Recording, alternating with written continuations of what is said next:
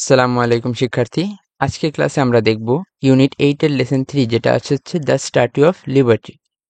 তো এই লেকচারটা আমি দেখো কিভাবে সাজাইছি, একটা ওয়ার্ডের পরে তার বাংলা অর্থ যেন বুঝতে তোমাদের সমস্যা না হয় যে কোন ওয়ার্ডের অর্থ কি। একেবারে প্রথম থেকে শেষ পর্যন্ত আমি প্রত্যেকটা লেসন এইভাবেই সাজানোর চেষ্টা করেছি এবং এর সাথে প্রত্যেকটা অ্যাক্টিভিটিস সলভ করেছি যে অ্যাক্টিভিটিসগুলো বইতে আছে। অ্যাডিশনালি আমি কতগুলো ওয়ার্ড মিনিং এবং এমসিকিউ রেখেছি যেগুলো যেগুলো সিন প্যাসেজে তোমাদের সহায়ক হবে।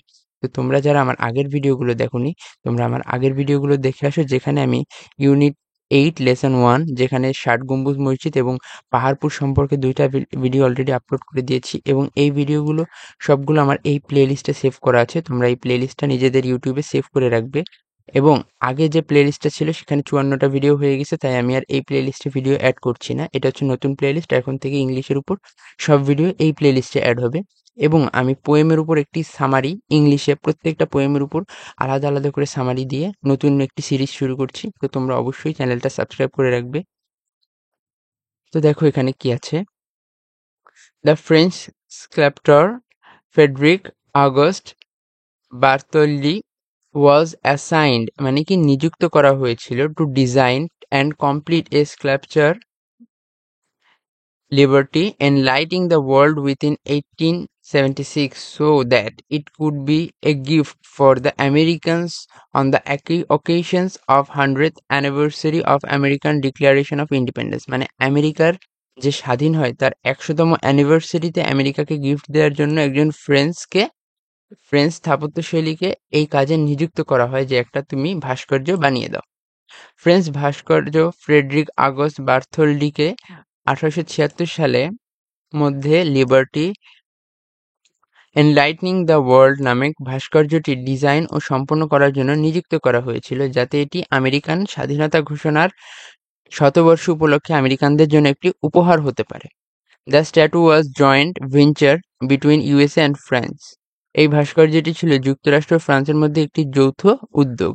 The French people build the statue and assembled একত্রিত এবং স্থাপন করা it in the States and the people of USA built the pedestal of the statue. ফরাসিরা ভাস্কর্যটি নির্মাণ করে এটি আমেরিকায় একত্রিত করে আর যুক্তরাষ্ট্রের জনগণ ভাস্কর্যের জন্য ভিত্তিস্তম্ভ নির্মাণ করে।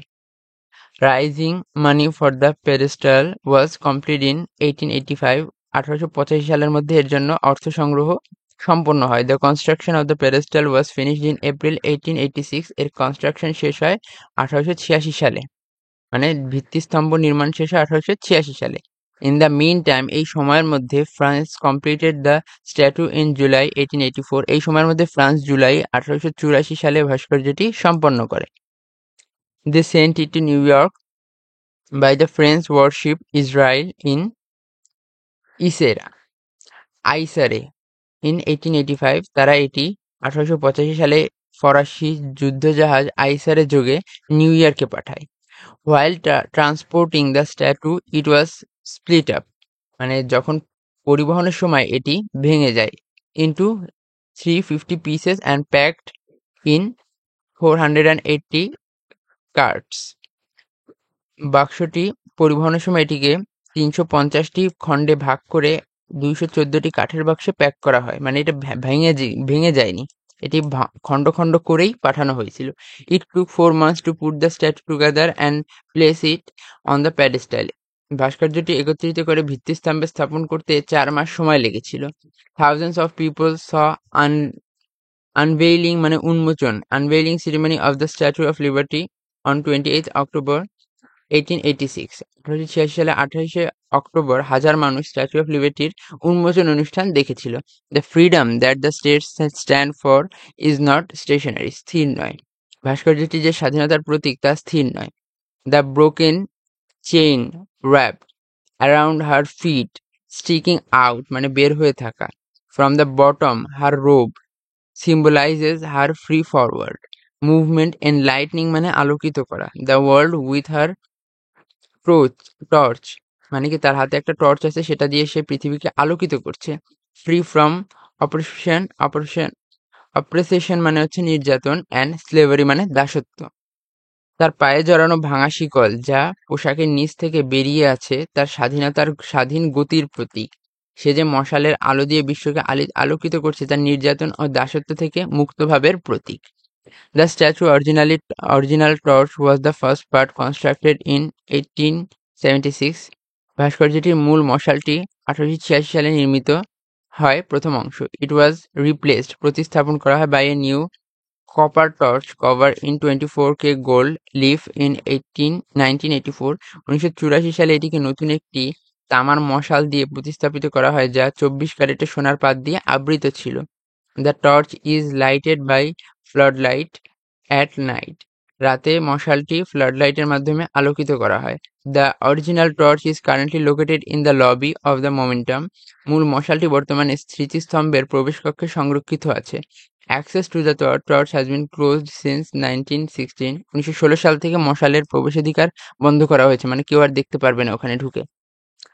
From 28th October 2011 on her 125th anniversary, the Statue of Liberty was also named Liberty Enlightening the World Wide Web.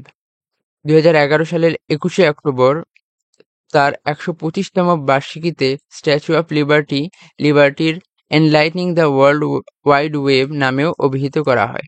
The credit goes to a series of new web cams replaced around her torch. এই কর্তৃত্ব মশালের চারপাশে অবস্থিত একাধিক web ক্যামের। Several amazing views will be just a click of a mouse away. অসাধারণ কিছু দৃশ্য এখন শুধু মাউসের ক্লিক করলেই দেখা যাবে। On clear days, 3 cameras provided unobstructed মানে কি নির্বিঘ্ন views of scenes far and near. পরিষ্কার দিনে 3টি ক্যামেরা কাছাকাছি ও দূরের দৃশ্য অনায়াসে প্রদর্শন করে। Two cameras provide an ultra-wide angle interactive view of the famous Golden Touch. দুটি ক্যামেরা বিখ্যাত সোনালী মশালের অতিরিক্ত প্রশস্ত এবং ইন্টারঅ্যাক্টিভ দৃশ্য দেখায়। The remaining camera looks downward toward the crown of the Statue of Liberty, her face and the tablet she is holding.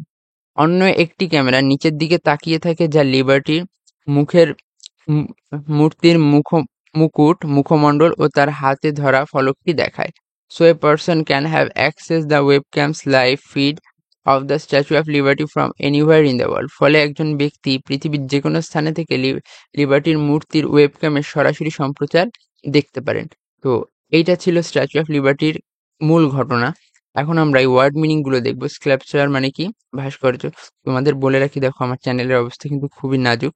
যেখানে আমি একটা শর্টস আপলোড করেছি, দেখো সেই শর্টসে 5,000 ভিউতে মাত্র 11 সেন্ট দিয়েছে আমাকে। তো বুঝতেই পারছো অবস্থা কতটা করুন। তোমরা অবশ্যই সাপোর্ট করবা একটু।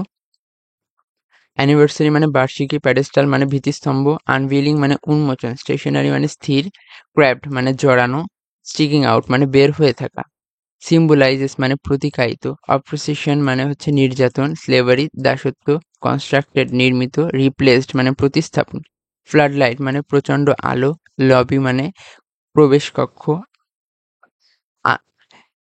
ইউনঅবস্ট্রাক্টেড মানে বাধাহীন বা নির্বিঘ্ন, আনঅবস্ট্রাক্টেড। আর ইন্টারঅ্যাক্টিভ মানে হচ্ছে অন্তঃক্রিয়াশীল, ক্রাউন মানে মুকুট, ট্যাবলেট মানে ফলক, আর স্ক্ল্যাপচার মানে ভাস্কর্য, যেটা আমরা প্রথমেই পড়লাম। এখন কয়েকটা এমসিকিউ দেখব, যেখানে আছে অ্যাক্টিভিটি সিতে কিছু এমসিকিউ আছে। দেখো, who design the Statue of Liberty? কে ডিজাইন করেছে? Frederic Auguste. Why was the Statue of Liberty gifted to America to mark 100th anniversary of the Declaration of Independence? স্বাধীনতার ঘোষণার 100 বছর। How many pieces of statue split into for transportation? মানে প্রতিস্থাপনের জন্য, যারা এটা ফ্রান্সে তৈরি হয়েছে, ফ্রান্স থেকে আমেরিকা নেওয়ার জন্য এটিকে কয় পিসে বিভক্ত করা হয়? 350টা। When was the unveiling ceremony of the Statue of Liberty held? কখন এটি অনুষ্ঠিত হয়? 28 অক্টোবর 1886 সালে। What does the broken chain at the statue's feet symbolizes? Freedom from oppression and slavery. When was original torch replaced? 1984 এ প্রতিস্থাপন করা হয়। What new title was given to the statue on her 125th anniversary? 125তম অ্যানিভার্সারিতে তাকে নতুন কি নাম দেওয়া হয়? Liberty enlightening the world wide web. এখন কোয়েশ্চেন অ্যান্সার, এখানে দেখো কতগুলো কোয়েশ্চেনের অ্যান্সার চাইছে, আর আমরা এই গ্যাপ ফিলিংটা পূরণ করব, তার পাশাপাশি এই কোয়েশ্চেনের অ্যান্সারগুলোও দেখব। On what occasion did France government give the Statue of Liberty to USA? France government কোন ওকেশনে ইউএসএ কে স্ট্যাচু অফ লিবার্টি গিফট করেছিল? The France government gave the Statue of Liberty to USA on the occasion of 100th anniversary of the American Declaration of Independence. When did she reach her destination? এই স্ট্যাচুটা কখন তার ডেস্টিনেশনে পৌঁছাইছে? যেহেতু statue, তার জন্য তাকে she বলে সম্বোধন করা হয়েছে, একটা নারী রূপে। The Statue of Liberty reached her destination in 1885. 1885 সালে তার গন্তব্যে পৌঁছায়। When she was transported to New York by French warship আইসেরে। How was the transported? How was she transported? তাকে কিভাবে পরিবহন করা হয়? তাকে 350টা ভাগে ভাগ করা হয় এবং 214টা কাঠের বাক্সের মধ্যে যেগুলোকে রাখা হয়েছিল। How has new technology made it possible for people to see statue from anywhere they are?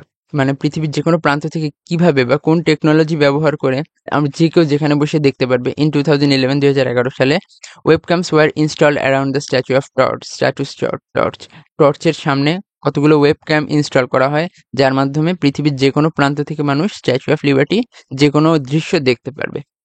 What do you understand by the expression enlightening the world? এই সম্পর্কে তুমি কি বুঝো? The phrase enlightening the world means spreading knowledge, freedom, hope across the globe. আর এর পরবর্তীতে আছে দেখো কিছু ইনফরমেশন। সিচুয়েটেড মানে কোথায় অবস্থিত? USA, New York. আর্টিস্টকে ফ্রেডরিক আগস্ট।